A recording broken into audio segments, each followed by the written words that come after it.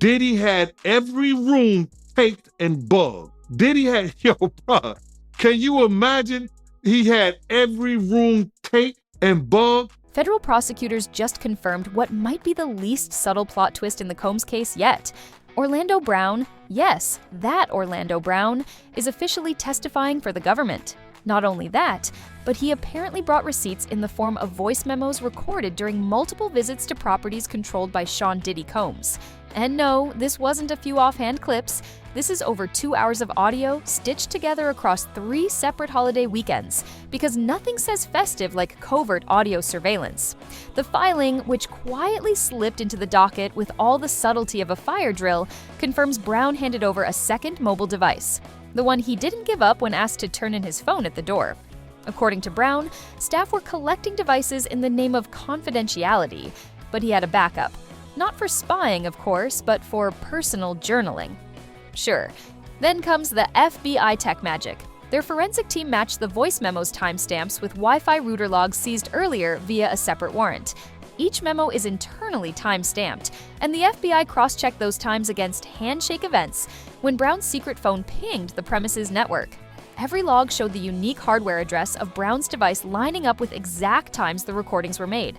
So, yes, the feds can now place Brown, his burner phone, and those specific recordings all in the exact right place at the exact right time, down to the second. And prosecutors? They've already transcribed the audio and handed it over to the defense under a protective order, which means whatever's on those tapes is either legally explosive or embarrassing enough that both sides now have to pretend they haven't already heard about it from Twitter. The voice memos provided by Orlando Brown are quickly becoming a centerpiece in the government's evolving case against Sean Combs. Far from being casual observations, the memos reportedly contain granular descriptions of spatial layouts and staff activity patterns within Combs properties. Brown details the movement of household employees through service corridors and comments on equipment positioned near areas labeled in architectural blueprints as transitional chambers, essentially the connective tissue between guest living spaces and behind-the-scenes infrastructure. These details, the prosecution argues, move the memos beyond hearsay or speculation. They function instead as time-stamped environmental documentation that aligns with other forms of physical and testimonial evidence. One particularly significant excerpt draws attention to Brown's mention of portable fabric partitions, placed, he says, in ways that obscure certain interior passages. Prosecutors link this remark directly to prior sworn testimony from architect Marlon Delacroix, who had identified those same spaces on blueprints and stated they were modified post-construction. The prosecution's position is that these alterations weren't stylistic. They were purposeful, designed to create blind spots in areas otherwise covered by interior surveillance. In effect, they suggest the properties were engineered, at least in part, for moments or movements that needed to escape visual documentation. Brown's recordings, made without the knowledge of other attendees and verified by FBI network forensics, are now being positioned as accidental but crucial confirmations of that design theory. The defense is pushing back aggressively. Attorneys representing Combs argue that Brown's recordings are less forensic gold and more performance art from a man motivated by his own legal predicament. They cite his ongoing cooperation in an unrelated Nevada prosecution as motive for embellishment, if not outright fabrication. The defense memorandum opposing the introduction of Brown's memos suggests that any alignment between his observations and prior testimony is the result of confirmation bias. In their view, prosecutors are selectively interpreting the memos in a way that retrofits their theory of the case, seeing deliberate corroboration where there may simply be coincidence or ambiguous commentary. They also highlight Brown's erratic public history, suggesting that his prior media appearances, often chaotic and sensational, render him an unreliable narrator whose statements cannot be trusted without independent verification.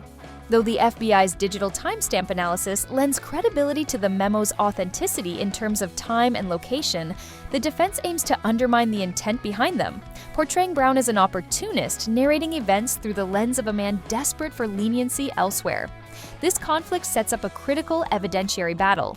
Whether Brown's voice memos are legitimate documentary evidence of physical realities that support broader allegations, or the crafted output of a cooperating witness with questionable motives and a flair for the theatrical. The outcome of this debate could influence not just the admissibility of the memos, but the structural integrity of the prosecution's case. In response to the defense's challenges over the authenticity of the voice memos, prosecutors have doubled down on the integrity of the evidence. They point to independent metadata analysis from the devices and contemporaneous network logs, both of which predate Brown's involvement in the case. The prosecution argues that these technical details establish the recording's authenticity, linking them definitively to Brown's secondary mobile device and to specific dates and locations on the premises. According to the government, these independent verifications remove any doubt about the memo's legitimacy, reinforcing their position that the recordings are both genuine and significant. The judge overseeing the case has weighed in on the defense's objections regarding foundation issues, ruling that these concerns should be addressed at trial, but they do not impact the overall admissibility of the evidence.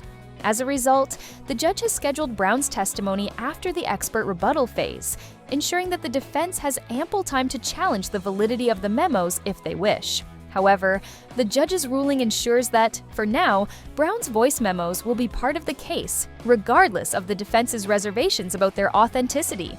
To bolster the credibility of the recordings and to counter anticipated attacks on Brown's reliability, the prosecution plans to call 2 additional witnesses. The first is a network forensics expert who participated in the extraction of the router logs that corroborated Brown's voice memos. This expert will testify about the technical process that tied the logs to Brown's device, further cementing the link between the memos and the specific properties in question. The second witness is a licensed psychologist who treated Brown as part of a court-ordered rehabilitation program that began months after the final recording session. The psychologist will be able to testify about Brown's mental state on the specific days referenced in the logs, providing context to his actions and motivations during the period in question. However, the defense is fighting the inclusion of the psychologist, arguing that medical testimony is beyond the scope of what is necessary for this case. They contend that introducing this psychologist risks turning the trial into an unwarranted psychological evaluation of Brown, potentially distracting from the core legal issues at hand. Despite these objections, the prosecution remains firm in its intent to include the testimony, suggesting it will be crucial in addressing potential questions about Brown's credibility and overall reliability as a witness. The court has overruled the defense's objection to the psychologist's testimony, agreeing with the prosecution that it is relevant and necessary. Since the defense raised the issue of Orlando Brown's potential impairment in their pretrial filings, the judge ruled that the psychologist's insights into Brown's mental state and treatment during the period of his recordings could shed light on his reliability as a witness. The court acknowledged that this could be particularly important for addressing questions about Brown's clarity and motivations during the time in question. As a result, the psychologist will be permitted to testify, reinforcing the prosecution's case by providing context for Brown's actions and behavior during his involvement with the recordings. What do you think of this drama? Let us know in the comment section. And don't forget to subscribe Celebrity Insider News and press the bell icon for more celebrity gossips. Thanks for watching.